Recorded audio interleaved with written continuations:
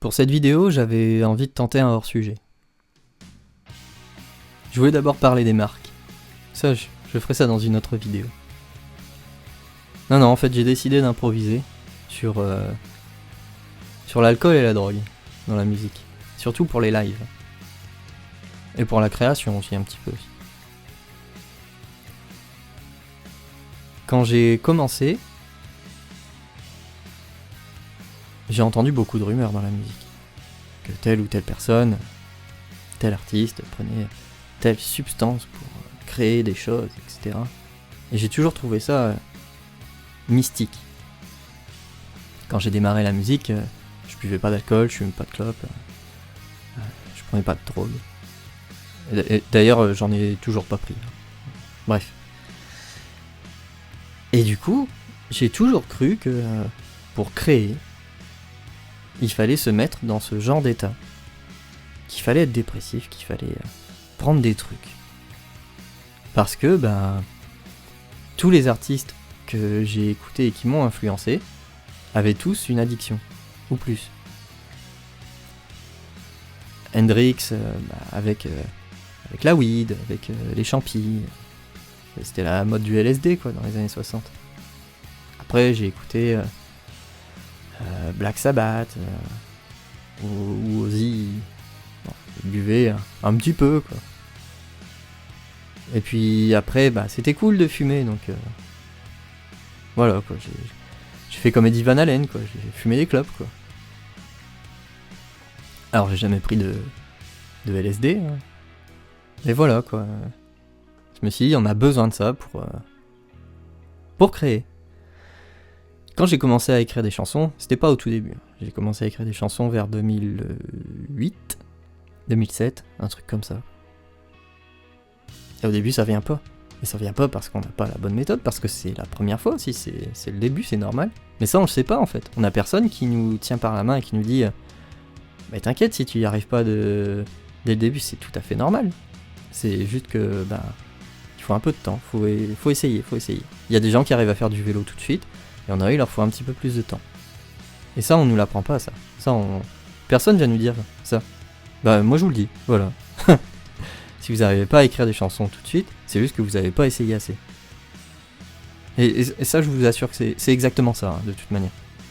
C'est une question d'essayer. Encore faut-il avoir bien appris les chansons des autres également. D'avoir compris comment marche une chanson. Bref.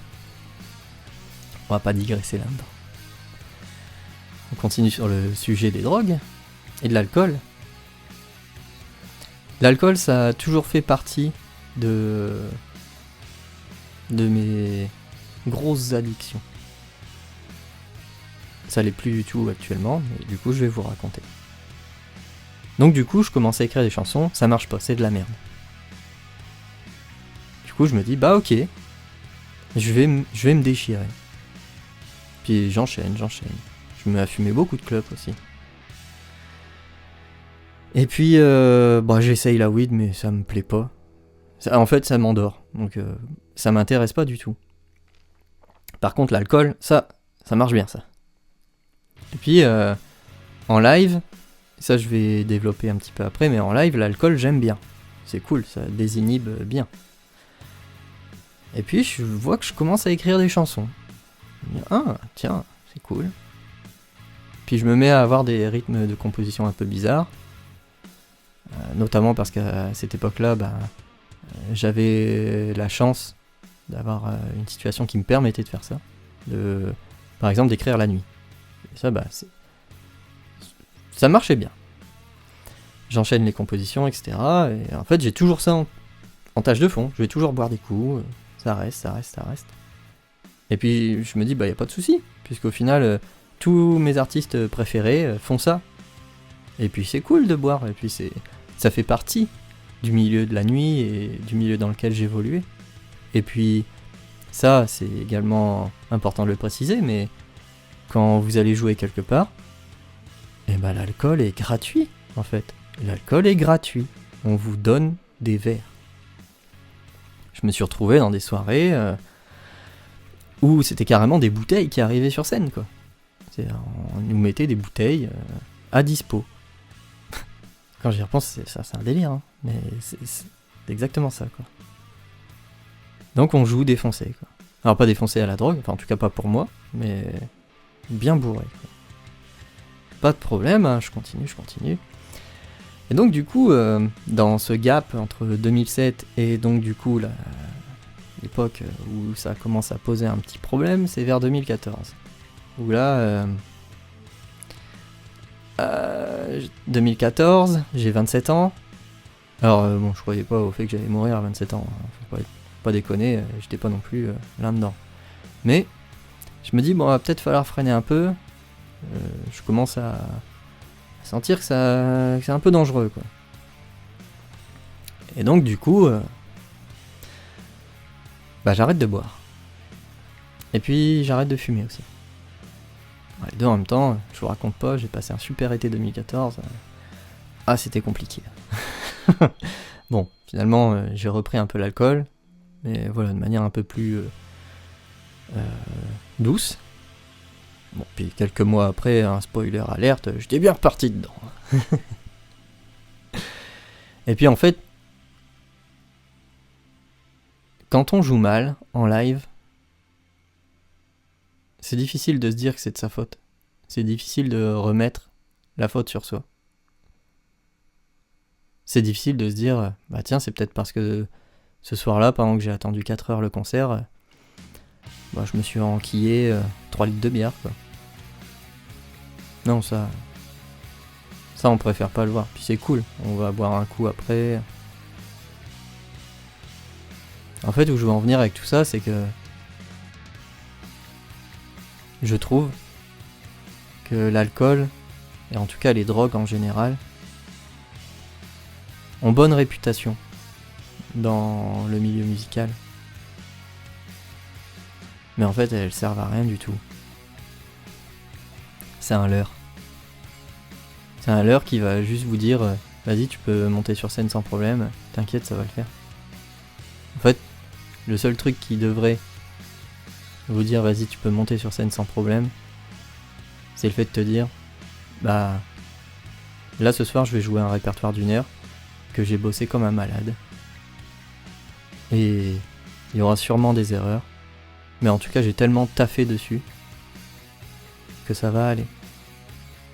Alors je dis pas qu'on n'a pas le droit de boire un petit verre, c'est pas ça que je veux dire.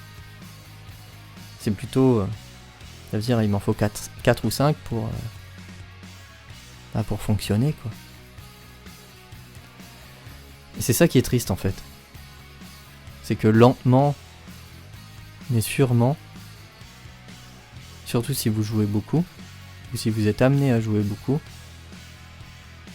ça va vous détruire. Ça va vous détruire parce que si vous faites comme moi, actuellement j'ai peut-être fait, j'en sais rien, 350, 400 concerts dans ma vie. Dites-vous que une écrasante majorité de ces concerts-là, j'avais accès à de l'alcool, gratuitement. Alors j'étais majeur, c'est pas le problème. Avec du recul, je trouve ça quand même... c'est abusé, quoi. Je trouve ça abusé. Sachant qu'en plus, on est quand même dans une époque où... l'alcool, c'est... on a vu ce que ça faisait. Et je sais pas, y a rien qui change. Ça continue. Je vois encore passer des groupes qui s'enquillent des bières et des bières et des bières. Alors bien évidemment, je suis en train de tirer sur l'ambulance. Mais... c'est une réflexion que je me suis faite. Là. Je trouve ça intéressant de vous en parler aussi. Je trouve ça intéressant parce que je vois pas beaucoup de gens faire de prévention là-dessus. Alors attention, je ne prétends pas être quelqu'un qui va faire de la prévention. Je dis pas non plus que ça m'arrive de boire 1 ou 2 bières. C'est pas ça. Mais c'est toujours avec modération. Et c'est... sachant qu'en plus, alors... moi j'ai fait partie des gens qui ont fait beaucoup de musique dans certains milieux. Mais en fait, ce qui comptait le plus pour moi, c'était mon instrument, et c'était ma pratique musicale. Ce qui fait qu'en fait, même si j'allais dans des soirées après, les filles, etc., ça m'intéressait pas du tout, en fait. Moi, ce qui m'intéressait, c'était de boire un coup, d'être bourré, si on veut, mais après de rentrer chez moi et de rejouer de la guitare. Ça, c'était plus intéressant que les filles. Et je sais que l'alcool a amené, pour beaucoup de gens, a amené à faire des erreurs de ce côté-là. Et j'en ai vu. C'est pour ça que je pense qu'il va falloir peut-être réguler les boissons dans le milieu du spectacle. Je vous laisse sur cette réflexion et je vous dis à bientôt.